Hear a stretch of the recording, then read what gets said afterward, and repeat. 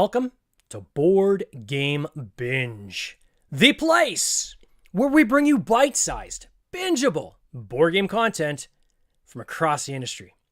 I'm your host, James Staley, and in this episode, we're chatting with Ning Pan, CEO of Longpack Games. Longpack Games is one of the industry leaders in board game production and having produced hundreds of titles, including one of my favorites, Everdell. Ning, welcome to the binge. How you doing? Thank you, James. I'm doing well. Thank you. It is great to have you on the podcast, Ning, all the way from China. So we're on different time zones right now. I am 8 p.m. Eastern Standard Time, and you're 8 a.m. local time. So there's literally 12 hours between us. So I'm getting into my evening, and you just got up for the day, and it's been so exciting that we've been able to kind of bring the two sides together and get this podcast going. So I do appreciate your time. So Ning, one of the things that I read when I was kind of reading a little bit about your background is you actually went to school in Denmark. I think that's kind of interesting. Can you tell us a little bit about that? Yeah, that was in my 20s actually. I had my bachelor degree in China. So after graduation, I went to South China, a city called Zhuhai, and to work for 2 years. Mm-hmm. And at that time, maybe even now, a lot of Chinese would like to go abroad, sort of Europe and US to further their studies. Actually, that was one of my dreams at that time as well. So at that time, I focused a lot on the further study, and applied to a lot of universities, and somehow ended up applying for a Danish university called Aalborg University. So I went there because it's actually I did not know anything at that time, so I just would like to go out and have a look about the world generally. Yeah, that was my thought. And this was a course in international studies. Is that what you took in? Yeah. And what was your degree like in China, South China? What did you take in South China as your kind of bachelor's before you left for Denmark?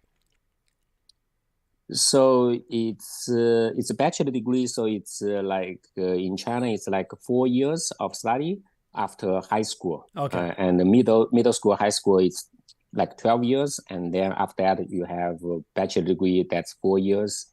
And then in Denmark, I got my master's degree. So that's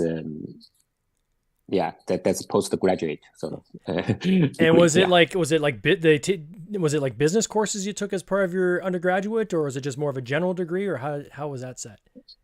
Yeah, it's a general degree. Got it. It's actually about social science. At that time, I was very interested in knowing about social science, about society, about politics. Actually, I'm still very interested in knowing that.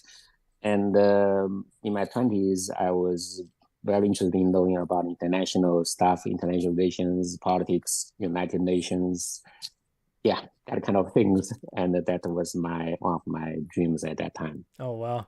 And what did your parents have like expectations for you? Did they want you to like kind of go and travel, or did they want you to stay home, or what was the expectations of the family? My parents actually, they have been their career actually is teachers. Like mom has been a high school teacher for her whole life, and my father was also a teacher in high school, and then he moved on to a publishing house, actually books publishing house. And so he also editor. He himself wrote a lot of books as well.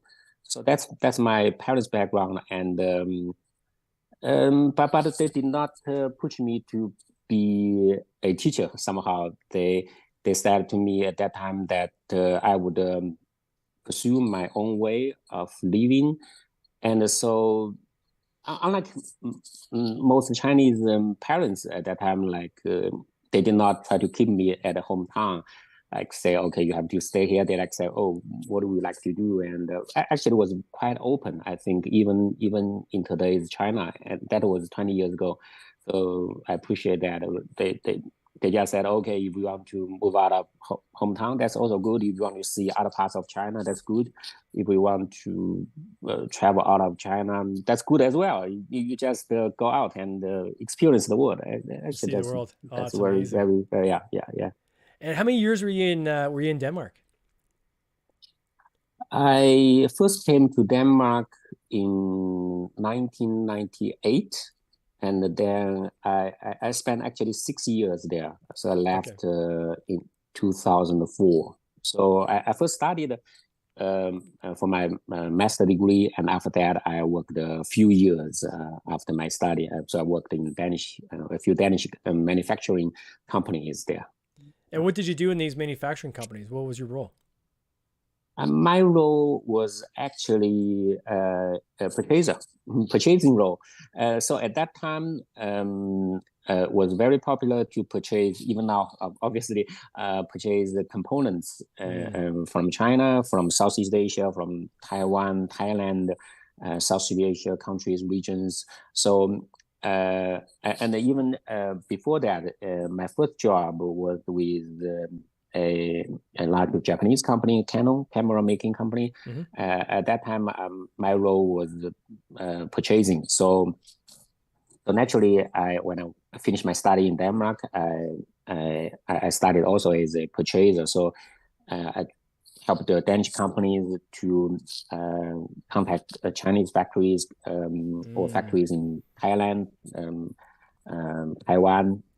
We travel there to make sure we got most cost-effective solutions from Asia. So you became almost like the international liaison for purchasing, right, for these companies. Yeah, So just getting the best yeah, prices and creating a conduit, essentially establishing trade routes, right, with these different countries in terms of getting the best goods into the country. How did yeah, that yeah. was board games any part of your life at that point? Like, were you playing? Did you personally play board games like when you're younger, or? No, actually not. Actually, board game was not a thing, or has not been. We haven't seen any board games apart from some Chinese traditional board games Mhm. like mahjong or chess, Chinese chess, this kind of Chinese board games. And but at that time, no, we haven't seen any like modern board games in that sense.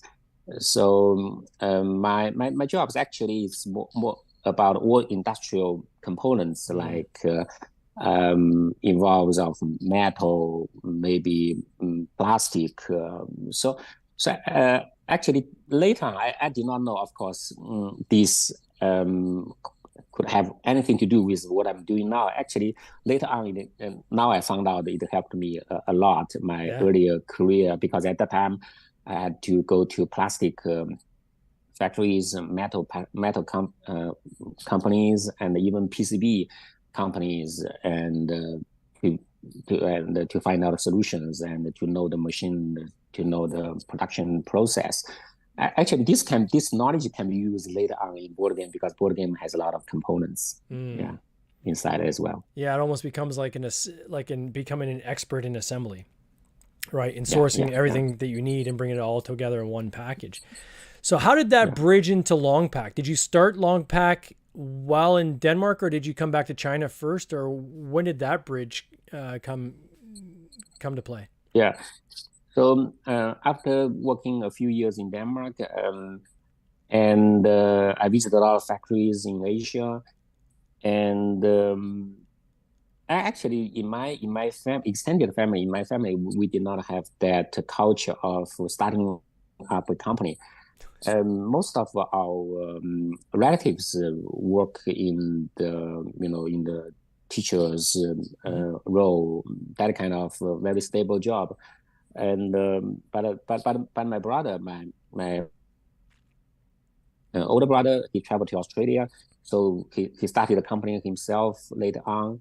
So he talked about the company, and I traveled a lot to factories in Asia, in China, Taiwan, and I saw a lot of entrepreneurs, how they started a factory, how they sell things to my companies.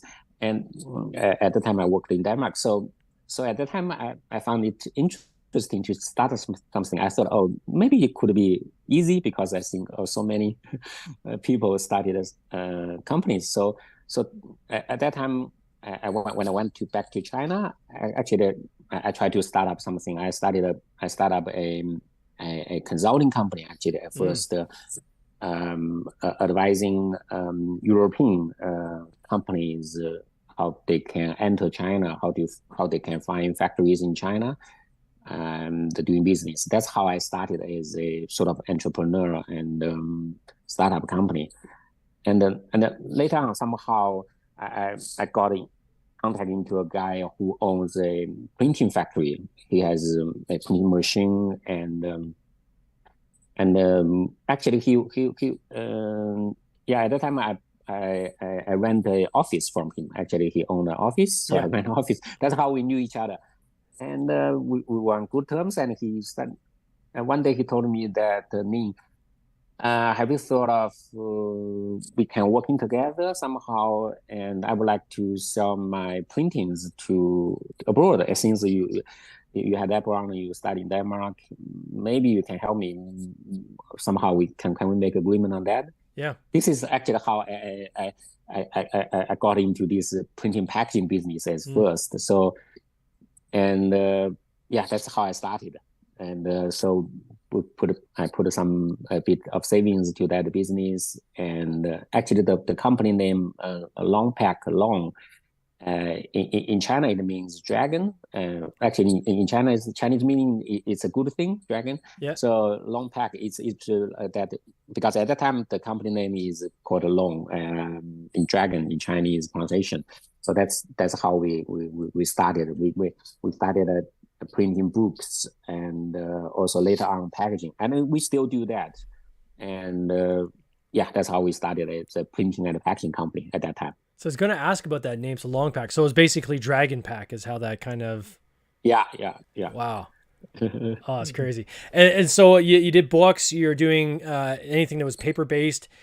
Was there then, did that slide into then producing like cards? Is that kind of the first kind of entry maybe into the board game side, is getting into like actual production of cards? Or? Yeah. And we started doing books and packaging boxes. And later on, some board game publishers approached us and asked us to produce some board games. Actually, we did some without knowing board game industry.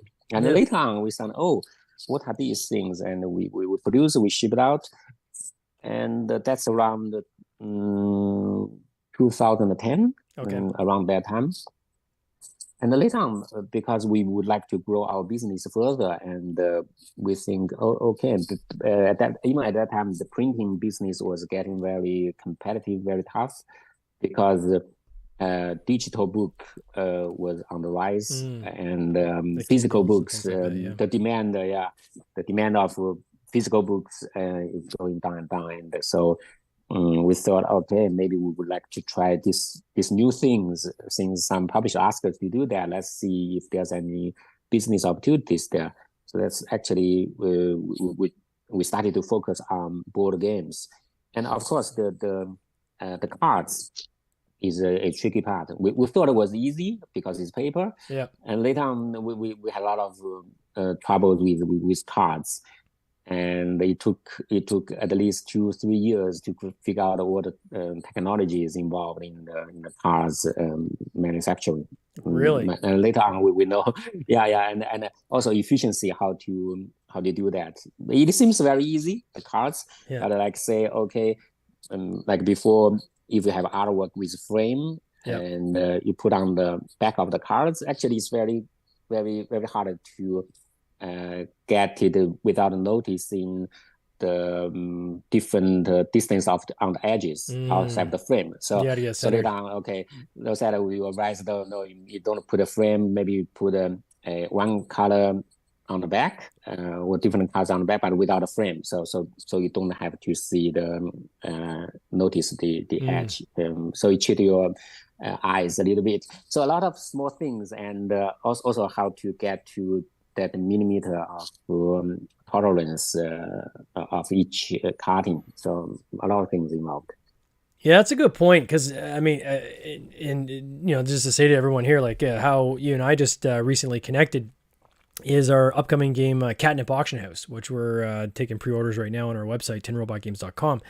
Little plug there. Is I'm going back and forth with the art team, and the art team's like, you're just slightly outside of kind of where the safety area is there. Can you kind of pull that artwork in a bit? Just we want to make sure that we don't cut off any of your artwork. So, and you're talking like millimeters, right? Like it's incredibly small amounts, and I can imagine kind of a press coming down and cutting these cards. That as things are moving fast, if something shifts just 2 millimeters, that could be the difference between that card being centered or not, right? On like the images on the card. So it's interesting. What was the first game you guys created then? Do you still know the first actual full board game that you made as a company? Yeah, it's actually around the 2010. I do not remember the name of the game, but I remember the publisher is from South Africa. At that time. They approached us and asked us to do that game. Actually, in today, that actually I am not sure that company existed any longer. Yeah, and of course the quality was not good. If we look at it now. At that time, we did not know. We said, okay, it's just paper, it's just maybe like books and boxes, cards, and so we produced. And it was from South Korea. I can remember very clearly. Oh wow! And how big is the company now? So is it based in Shanghai? Where's your? Yeah. Okay, so you're in Shanghai. And is it one large factory, or do you have multiple factories, or how are you kind of set up as a company, your organization? Yeah, so it's one large factory, and so we are totally around 500 people now. Wow.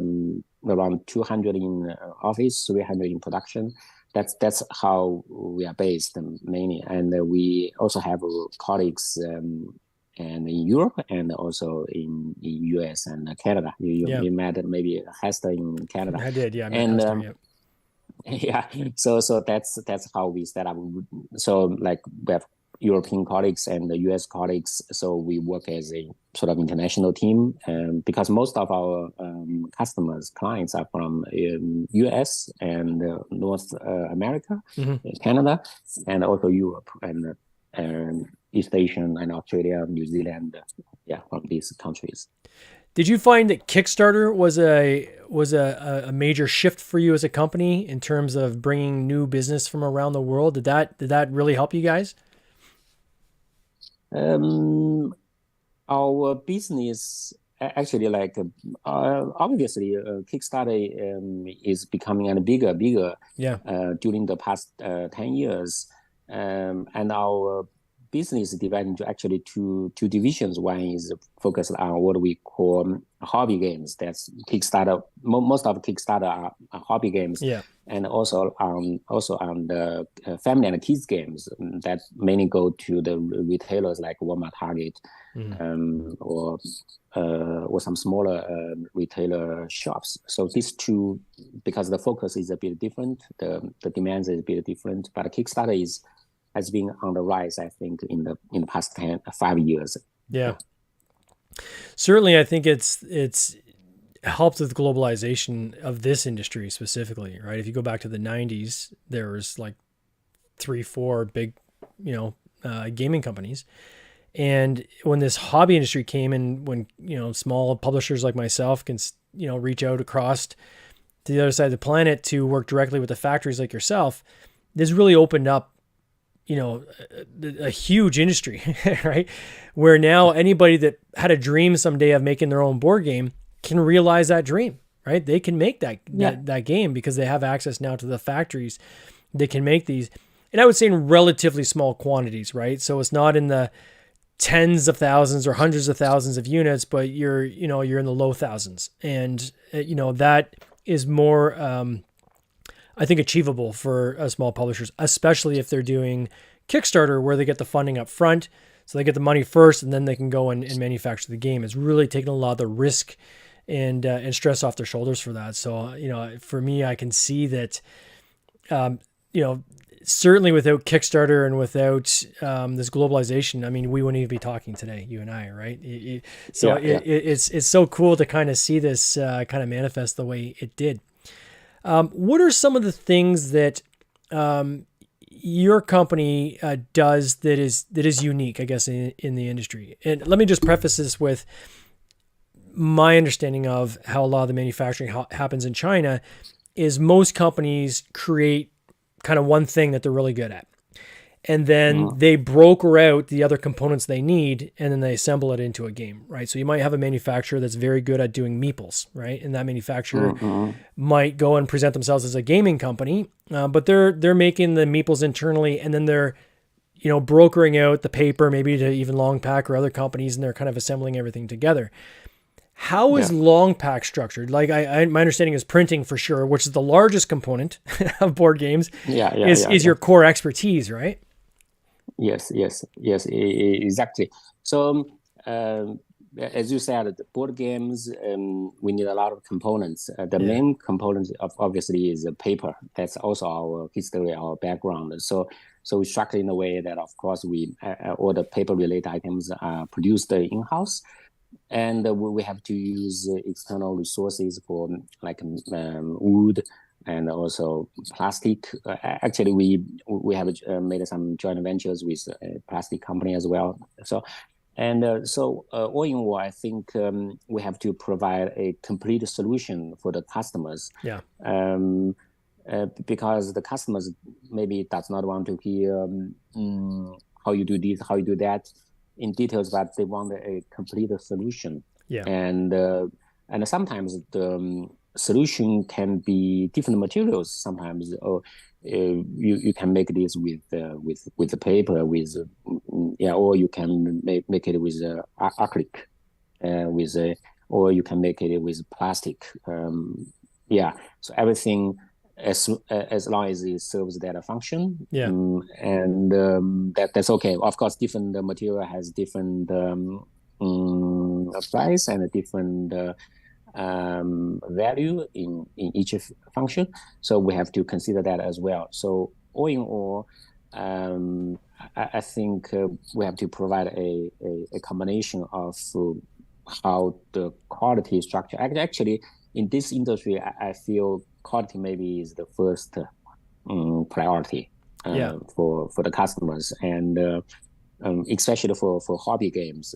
A lot of gamers paid a lot of price for the work. Of course, the creators also invested a lot of time. Like even Kickstarter, you can get deposit in advance. That's very good for financing. And regardless, everybody puts a lot of efforts, and they want to see their products board games in perfect condition. So we focus on quality. Quality is the first, and then price obviously should be a cost-effective solution. Price and a service that we have to provide as well. I'm going to throw another word in there, which is important for me as a manufacturer, as a publisher, is relationship. Right? Relationship for me is paramount. There's a lot of companies out there that can produce board games, right? There's tons. But it's very tough to find the right company that you've got a relationship with where you can have that dialogue. Right. So, and let's take Catnip Auction House as an example. I'm talking with your team about this, and they come back and said, your player board, I see your spec in your player board. From our experience, that should probably be a little bit thicker. Are you okay with us going thicker on that player board? Another one they came back with, they said, I'm looking at your standee. Yes, we can cut out the little piece to kind of stick on the bottom of the standee to make it stand up. But hey, we've even got these little plastic pieces that cost 2 cents that we can just plug your standee into, and it's going to stay more stable and look better on the table. Are you open to that? In my spec I had like a rubber bowl, and your team's like, well, we can actually source a plastic bowl that's going to cost like 1/10 that cost.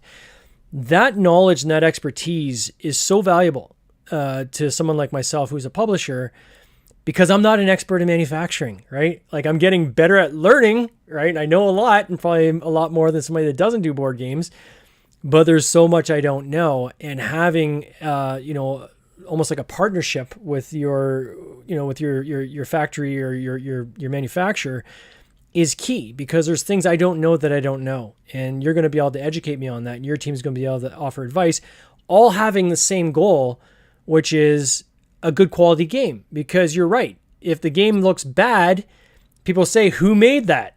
Right. And I'm going to throw the manufacturer under the bus, right? I'll say Longpack made it, right? So, it's in all of our mutual interest to see that turn out good, right? And so I, from my experience and on this project that we're working on, I can say that it's been a great experience so far. It really has. Your team is great, very knowledgeable, very responsive. Very helpful that, quite frankly, you have agents in local countries, right? So the fact that you have somebody here in Canada that I can reach out to in my time zone, they can help understand what I'm trying to, what I'm trying to do, and then talk to the team after hours. All these things are invaluable, in addition to quality and things like that. But I just want to put that out there. That relationship for me, I think, is so key for these things, and and I want to, quite frankly, thank you guys for that. I think it's great. So yeah.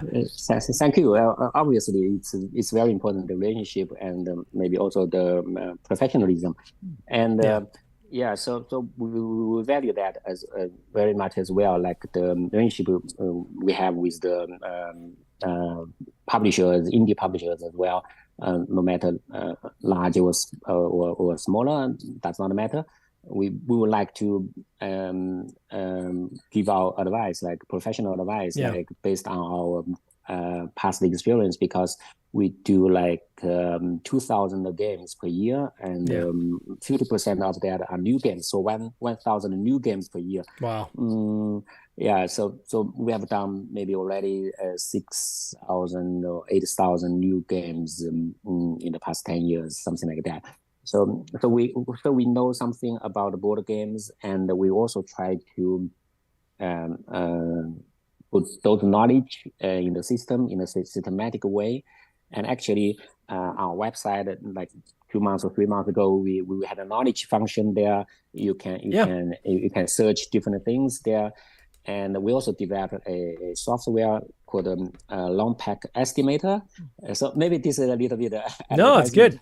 And we just actually launched it 1 week ago. It's in the beta version. So we would like to have our publishers to get those information as quickly as possible, either from our website, be it price, material, solutions, or face meetings like this. We are always open to video calls with our customers, with our publishers. Say, we're not like that. Okay, I just quote what you gave us, and that's it. No, we like to see. Okay, this is your spec. This is how you expect your game. But maybe based on our experience, maybe there are some other solutions you might be interested in looking at. Different materials, different solutions, different functions, and we can discuss. So we're trying to help publishers avoid maybe some mistakes in the past, and try to get the most from our experience. That's what I think that's our value. That we feel proud of, that our knowledge can be used, and we can add value to our customers. Even if it's a very small project, even if it's $1 per box, small box, board game does not matter. If they can use us, we feel happy. That's the motivation. We can work hard, I think, here. Yeah, what I think is great, and that's one of the things your team sent over as well, is they sent a guide. Here's our guide on how you can set up your art files to make this as seamless as possible for everyone, which I thought was very helpful. Critical path, right? So your quote came back with a critical path. So not only here's your price, but here's basically all the steps we're going to go through between now and when this game is in your hands, which I thought was quite nice, because you don't get that from every manufacturer. So I will give you guys this: you are buttoned down, and you guys have your stuff together. There's that's quite clear in the materials that came across. So I want to congratulate you on that. Where is your company going from here? So I know you've built this business now over several decades, and now you're looking to the future. Is there a path that you've kind of mapped out for kind of the forward look for your company, or? Yeah, it's like for us actually in the past 10 years we have grown into maybe one of the largest manufacturers of board games in China, and so we do have a plan for the next 5 or 10 years, and so like board games is still our focus. Actually, we have been extending a little bit of our product line to like toys, like wooden toys, like figurines, like plush toys. So that's something new in the past 2 years. We started 2 years ago, and maybe we'll develop more in the future. You mentioned Everdell board games. Actually, the company is Tabletop Tycoon, right? They also like maybe you'll see very soon on the market of plushies of Everdell, some sort of. So a lot of board game companies, they also experiment with some new things, be it plushies or figurines or this and that, that they can maybe sell together with board games, so we can help them as well. So that's something. For the future, we would like to enlarge a little bit of our product line, but still with the focus of board game manufacturing. And we would like to serve our customers the best we can with different tools. I mentioned the Longpack estimator, because a lot of designers would like to find solutions as quickly as possible. If we can give them an online tool, they can get maybe 10 solutions in 10 minutes. Maybe that's pretty good. So we're doing a lot of things, trying to figure out what are the publishers' needs, how we can fulfill them. I think that's for the future, very important, to be a very useful tool for the publishers in the next 5 or 10 years. And I would like to maybe still be one of the largest providers of board games to our clients. Oh, that's awesome. And certainly bring innovation into the industry, right? Like, who knows where we're going in terms of what new things could be added, right? And back to your example of plushies, you're starting to see more of those now, definitely with the different IPs. But there's going to be some other things that are going to come up that you're going to think of, or someone else is going to think of, that's going to be just so cool. That's going to be a way to kind of supplement some of these titles that are coming out. And I think that's probably the excitement in the industry, to figure out, okay, what is that next thing going to be, right? Yeah. Well, Ning, I just want to thank you again for your time on this podcast. I can't wait to get my copy of Catnip Auction House. It's been a pleasure working with your team so far. And your team are just a nice group of professionals, and it definitely reflects in your company culture as a whole. So I want to congratulate you on that and wish you guys all the best in this coming year. Thank you, James, for having me on this podcast. I appreciate that. No worries. Take care. Cheers. This has been an episode of the Board Game Binge podcast, hosted by James Staley, produced by James Staley and Mike Bruner, with original music by Nick Smith. If you would like to watch these interviews live, simply subscribe to our YouTube channel, Board Game Binge, and you'll get access to live interviews, giveaways, and interesting board game content from across the industry. I can't wait for you to join us. See you next time.